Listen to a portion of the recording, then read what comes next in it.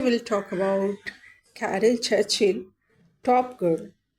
First of all, we'll discuss about Carol Churchill. Carol Churchill, born in 1938 in London, moved to Canada at age 10, studied English literature at Oxford University, started writing plays while still a student. Her central question is, why do some people have power while others don't?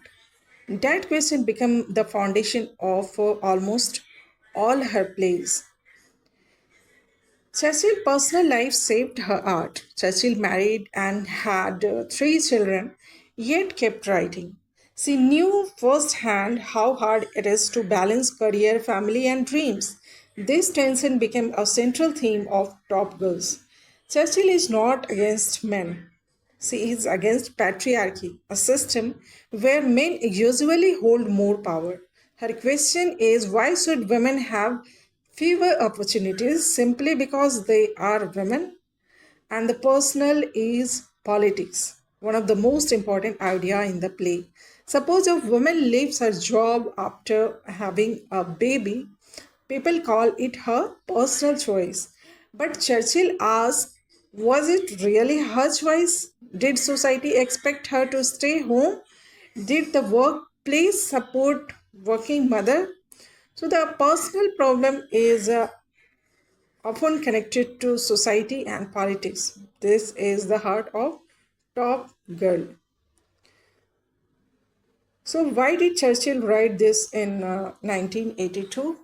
Why Churchill write this play in 1982? Because in Britain, that time Britain had its first women prime minister, Margaret Thatcher.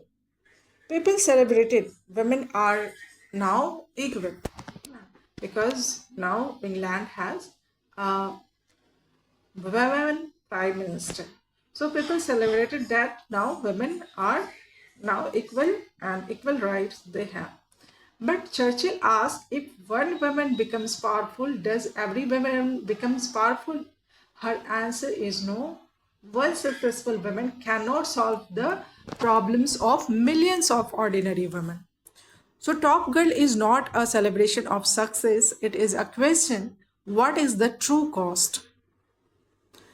And what is the true cost of success? So Top Girl is not about women becoming successful, it is about the sacrifice women make in order to become successful. Churchill appreciates women education, career independence, and rights to choose, while Churchill criticizes a society where women must give up family, motherhood, or identity to reach the top. The play begins in a London restaurant. Marlene has been promoted to managing director of the Top Girls Employment Agency. She decides to celebrate her success.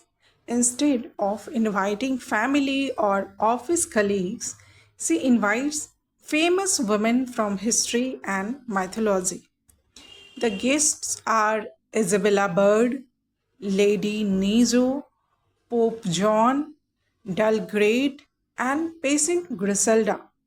The audience realizes this dinner is not realistic but symbolic. The women introduce themselves. Isabella Bird talk about traveling around the world. She explains that she sacrificed a normal family life for freedom. Lady Nizo tells how she became the Japanese emperor's concubine. She speaks about losing her children. Pope John explained that she disguised herself as a man to become Pope. Her secret was discovered after she gave birth during a public procession. She was killed by the crowd. Patient Griselda tells the story of her cruel husband. She patiently accepted every test without complaining. Belgrade describes her fearless journey to fight the devils in hell. Churchill uses overlapping dialogue. Multiple characters speak simultaneously. This is a deliberate theoretical choice. For centuries, women's stories were ignored. Now they all speak at once, demanding to be heard. All the women begin speaking together. Their stories reveals that every successful woman suffered greatly. The dinner ends by suggesting that women's success has always demanded sacrifice. In Act 2, the real world, the scene changes from fantasy to reality in Act 2. We enter the top girls employment agency. Marlene interviews Jenny, a young woman looking for a job.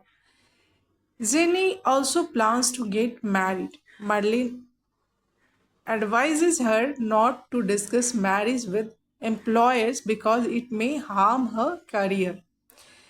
Churchill shows that working women still face discrimination. The scene shifts to Joyce's backyard. Joyce was the sister of Marlene. Joyce is Marlene's working class sister. Joyce is raising a teenage girl named Angie. Angie dreams of living with Aunt Marlene in London. She believes Marlene's successful life is exciting. Angie and her friend Kit imagine their future through childish game. The audience notice that Angie is emotionally insecure. Back at office, Marlene colleagues discuss her promotion. Howard Kidd loses the promotion to Marlene. Howard's wife, Mrs. Kidd, asks Marlene to give up the promotion for her husband. Marlene refuses because she believes success should depend on ability, not gender. Lewis complains that years of hard work have not brought recognition. Sona lies about her work experience to improve her chances of getting a job. Angie unexpectedly arrives at Marley office and wants to stay with her. After Angie leaves, Marley quietly says she is not going to make it. This reveals Marlene's lack of confidence in Angie's future. In Act 3, the truth is revealed. The final act moves 1 year back in time. The audience discovers that this scene actually happened before Act 1. Marlene visits Joyce's house. The sisters begin talking about their different lives. A shocking secret is revealed. Angie is not Joyce's daughter. Angie is Marlene's biological daughter. When Marlene becomes pregnant as a young woman, she chooses her career instead of raising Angie and Joyce. Instead of raising Angie, and Joyce brought Angie up as her own child. The sisters argue about career versus capitalism versus socialism and individual success versus collective responsibility. The play ends with at the end, Angie wakes up frightened and says only the word frightening. Churchill leaves us with this word deliberately. If society continues to value money, competition, and success more than love, family, and cares, then the future will remain frightening for the next generation. In short, we can say that Churchill supports women education, careers, and independence, but she criticizes a society that forces women to choose between career and family. Her real message is true equality will come only when society changes, not when only a few women reach the top.